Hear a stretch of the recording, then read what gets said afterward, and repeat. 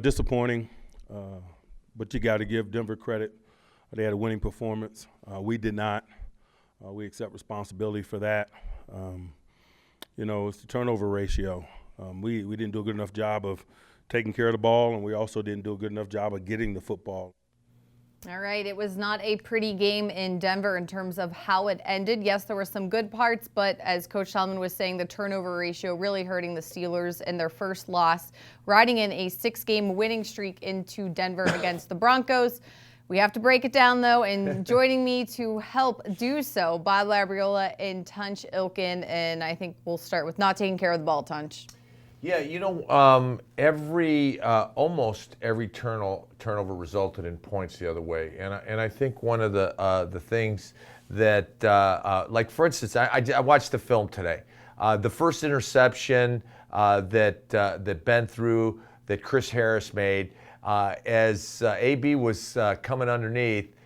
Chris Harris grabbed him by the horse collar, yanked. Now, he got away with it. It was very slick, and it was very quick, but it was definitely a hold. And that turned, and what he did was he grabbed him, pulled him, catapulted himself, and stopped AB, and that's why he made that catch. I watched the other turnover, which was when James Conner tried to jump over the guy, and when he tried to leap, the ball and his arm was away from the body, so when he got jacked up, you'll watch it right here. Watch when he tries to jump over this guy. That's when the ball gets away from his body. I think, I said today in our radio show, I go, maybe Jerome should call him up and tell him how he did it, because Jerome carried the ball really high up in his armpit. Yes. Yeah, and so, so there were 3 points always on the ball. So that's a good coaching tip. And so, yeah, the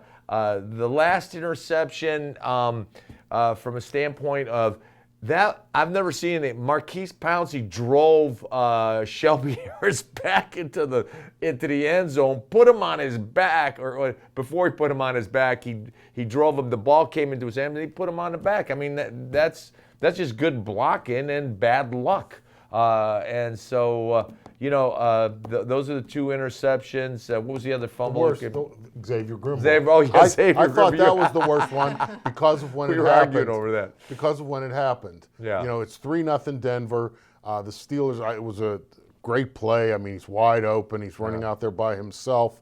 I think that there were a couple of things he did indicated poor judgment on his part. He has the ball in the wrong hand and trying to run the guy over instead of just kind of letting him, his momentum take him and then just, moving back inside, I think was a tactical blunder. And, because it happened when it did early in the game, I think it set a tone.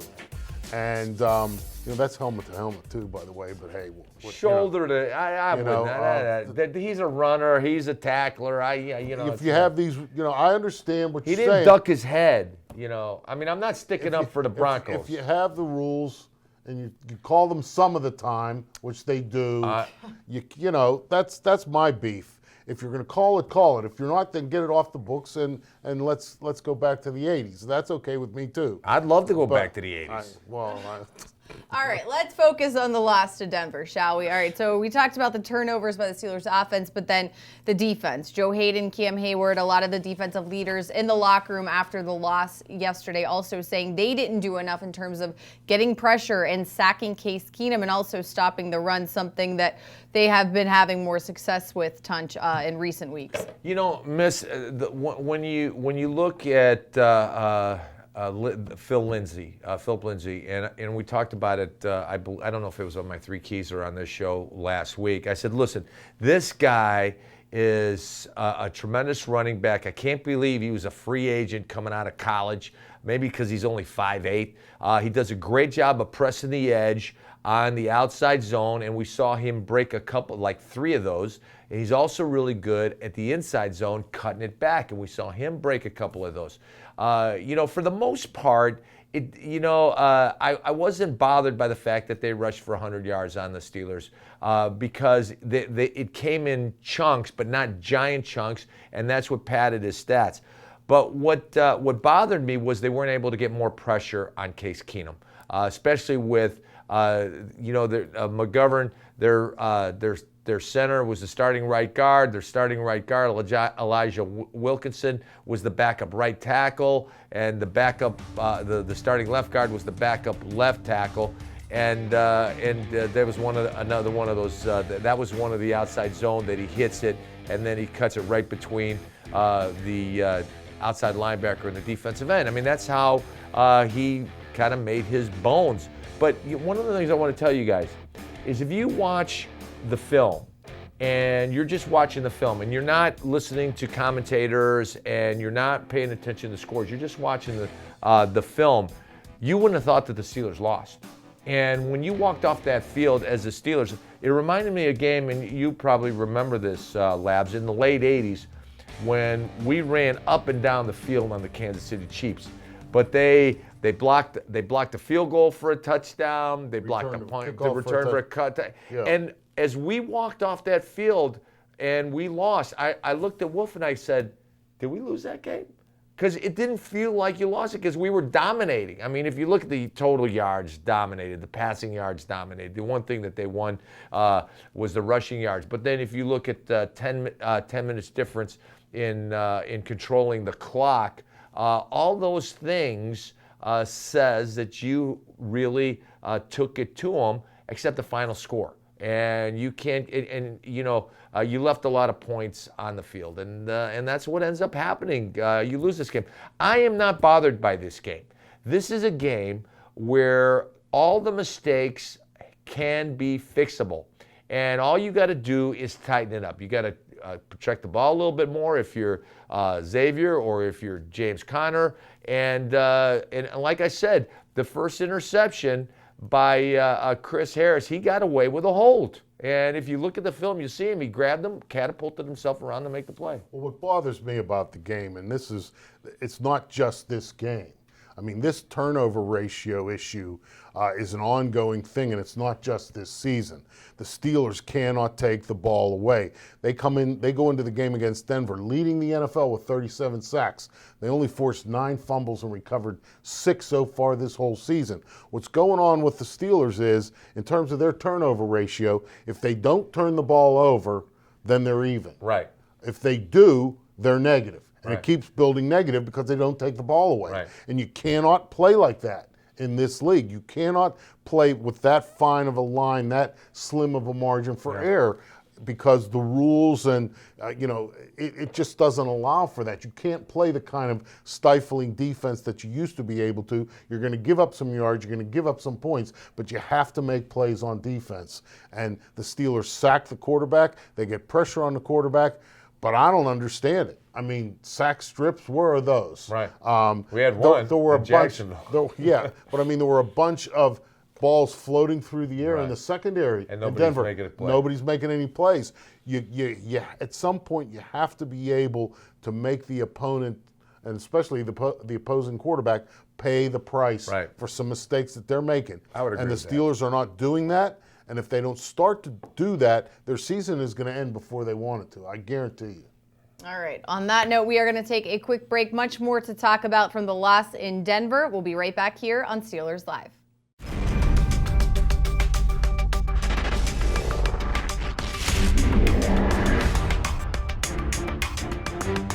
No, not at all, because the game plan kind of dictated today that we could throw it. We threw the ball. A lot of guys made plays for us, and why get away from something that you don't that you're successful in? Just to force something else. We had a drive there in the was it the third or something? We kind of ran it 4 or 5 straight times and moved the ball, but no, we're not going to get away from something that's working. All right, this is what happens when there is a loss. We second guess game plans, decision making, and that's why we have Tunch here to do that. Do you think, Tunch, yesterday the Steelers should have ran the ball more than they did? Well, Miss, I would say so. I mean, the discrepancy of 56 throws and 16 runs, that is big. That is very, very big. And but when you got Ben at quarterback, it's easy To be consistent to throwing the ball all the time. and it's easy to be impatient with the running game.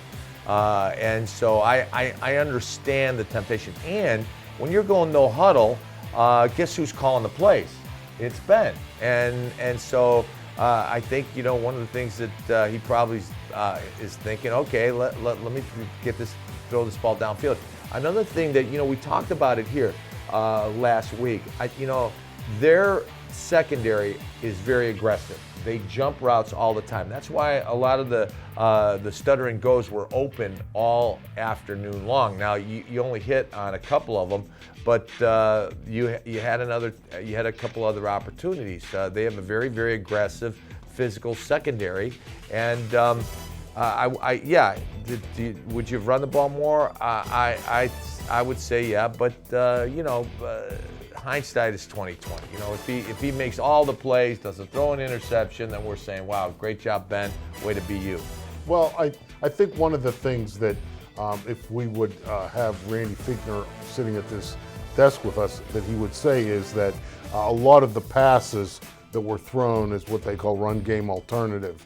The dump downs to James Conner, the dump downs to Jesse James, those kind of plays, I think, kind of qualify for running the football in today's NFL to some degree. But, I think that when you tally up the runs and the passes, to me, the way you have to do it is 56 attempts and 2 sacks. Both of those were also pass plays, so that's 58 pass plays. And Ben also scrambled 2 times, so that's 2 more pass plays. So that's 60 called pass plays, 13 rushes. Now, those numbers to me are just a little bit too disparate. I mean, I don't think you should be that unbalanced. And if you look at how this team has performed throughout this season, if you look at their 3 losses, they rushed for 33 yards in one, 19 yards in one, and James Conner had 53 yards yesterday. So, what your history is telling you about yourself is that you need to have a little bit more balance in terms of the plays that you call, I think, so that you present the opposing defense with, more of a dilemma every time you break the huddle. What's this going to be? Now, I get it. Ben completed 73%. He passed for 462 yards. The production in terms of this was spectacular. It's inarguable, that you would say that why shouldn't we be doing this? But I just think that, at some point you still have to make the opponent respect your running game. The fact that you will run the ball in different situations just to place a little bit of doubt in their heads of what's this play going to be, 3rd and goal from the 2. All right, let's end on a positive note for this segment. The fake field goal, the touchdown to Alejandro. What do you think, Tunch? I loved it. I absolutely loved it. It caught me way off guard. When I saw the snap sail over the holder's head, initially I thought it was a bad snap. Then I saw it land in Boz's hands, and I saw him set up like Johnny Unitas, and Big Al was in the middle of the end zone. The funny thing was, I'm going to diagram it. Todd Davis and the outside linebacker, I think it was Bradley Chubb, they both went with Jesse James, and nobody covered Big Al. Now, I can understand that because who's going to throw to the tackle who's playing at tight end? And so it was a well-designed and well-executed. I'm sorry, it was Shaq Barrett and Todd Davis, not Bradley Chubb. Great play. Giant Cajonas. Yeah, great. I'm telling you what, yeah. Seriously, Yeah. I mean, that was the first thing I thought of. Yeah. Because I don't believe for a second that play doesn't have to run through the head coach. Yeah, right. Because you're essentially taking 3 points off the scoreboard to go for 7. And I just got to believe that has to, get the head coach's yay or nay. Or maybe it was called by Mike. Man, he Right, called a fake. Called a fake. But sometimes, like on going after a block punt or those kind of things, Danny Smith has told me that these guys, they study what the opponent does in these situations, and if they see it, then they have the ability, the freedom to activate a fake punt or activate a punt block when it's not specifically called. Right. But this, because it deals with points, I'm thinking that the head coach had to say yay or nay. All right, we are going to take another quick break. When we return, Tunch heads to the telestrator for this week's edition of Chalk Talk. We'll be right back.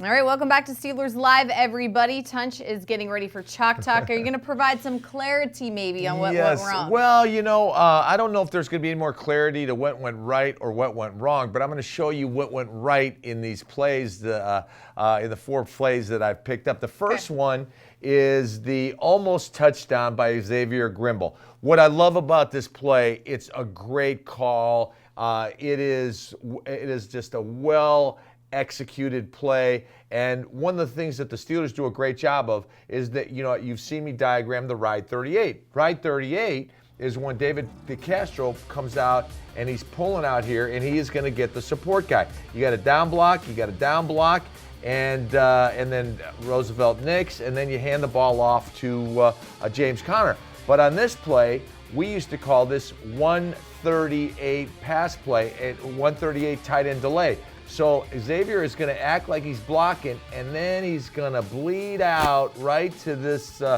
sideline. So let's take a look at it. It is well executed. You watch the linebackers. Watch all 3 of these linebackers. They just jump on the play fake. There they go. Ben does a great job of hiding the ball. Now watch Xavier. Now there is nobody in this zip code. And so here goes Xavier, catches it. Now finally, Will Parks, the free safety, he's trying to come over the top and make the play.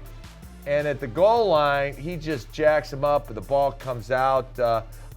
One of the things you want to notice is, I've heard a lot of people say, the ball's in the wrong hand. Well, that's easier said than done. He caught the ball. He doesn't want to drop it. He's running with it. Maybe you cut it back. Maybe you don't let the sideline be part of a defender. But let's take a look at now. So he's getting up slow and he's going, that's a touchdown, right? Everyone thinks it's a touchdown, but he's signaling touchback, not touchdown. Let's watch it from the end zone. Once again, Xavier does a great job and comes out here. Watch this. Great pull by David DeCastro. Great job by Roosevelt Nix and James Conner. Nice job on the backside of blocking, and you got to love it, except for the final outcomes. Once again, look how all 4 of these guys that are playing the stack bite on the play. And now it's off to the races for Xavier Grimble. Too bad that unfortunately it's not a touchdown, but that was a great play. Great call, well executed. All right, this is the fake field goal. Now, this is beautiful because one of the things you're going to see is Big Al is right here, and he's going to act like he's blocking, and he's going to go 1 Mississippi, 2 Mississippi, and then he's going to go right here to the middle of the R in Broncos. Jesse James is going to go to this side, and Shaq Barrett, the outside linebacker, and Todd Davis, the inside backer, are all going to go with what's his name, Jesse James. And at the snap of the ball, there goes Jesse. Now this is great. This is great composure by Boz. All of a sudden, here's 3 guys in his face. Here's the double team about Jesse James. Todd Davis should be covering Big Al. And on the touchdown, now watch this right here. Watch this, these 2 guys. They're going, me, you, and they're pointing to one another, and they're pointing to one another again. Meanwhile, the Steelers are celebrating. It's a beautiful thing. Watch it from the end zone. This really screws these guys up. So let's take a look at it from this end. Great job. Nice rollout. Boz throwing on the run, rolling to his right. Look how open Big Al is, and here we go. Touchdown. Man, that caught me by surprise. And the official got scared. He started running at him, and he goes, "Oh, I don't want to get run over by Big Al." Okay, so this is Juju's 97-yard touchdown, and I want you to see something. This is maximum protection. Vance McDonald's going to stay in and block. Jesse James is going to stay in and block, and so is James Conner. There's going to be 2 guys in routes. AB is going to run a go route, and Juju is going to run a stutter and go route. And when he stutters, he is going to freeze the corner on that side and get past him, and that's Bradley Roby. Great job. Now he gets past him, and he's flying there. Great throw, and what a cutback. Now watch this block right here by AB. on Chris Harris. Chris Harris is in pursuit. AB comes over, knocks him out. Great block by AB. Got his head in front. That was the key. Otherwise, side blocks sometimes could look like clips. All right, now I want you to see something. Watch this job by Vance on Chubb, and this job by Jesse James on Von Miller. And these guys are still flaring out to help, and they're max protected. And you're going to see one thing: James Conner is going to come through between the center and the right guard, David DeCastro, but he's going to trip both of them up. It is hilarious. That's why I don't like running backs sneaking by pass blockers. At the snap of the ball, here you go. Bennett's going to do a great job of setting. Now watch this. See what happened to both Pounce and David DeCastro, and then now Ben all end up on their back because of the sneaky James Conner coming through. Thankfully, it was a great throw from his back. Great block by AB. Yeah, you got to love it.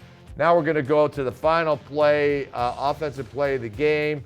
And this looks like an RPO, run pass option, because everybody's going to block the 95. 95 is the tackle trap. I don't know what they call it. We used to call it 95. Chooks is going to pull, kick out the outside backer. He's going to try to hand it off to James Conner and take it up to the inside.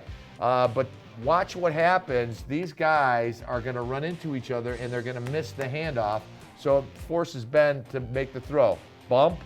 Now Chooks is in a great place, but now because of the delay, James can't take the ball. So Ben tries to throw it. We're going to see why Shelby Harris, the nose tackle, was in a position to make that play. Now you're going to watch it. If it's a clean handoff, this is going to be a great job of kicking out the outside guy and down block, double team right here, and it's going to be a walk-in. But that's not what happens. At the snap of the ball, you got motion over there. Here comes Ben. And nice job on the double team. Look, there's a nice gap right here. Chooks is going to kick out the outside guy. Look at that crease.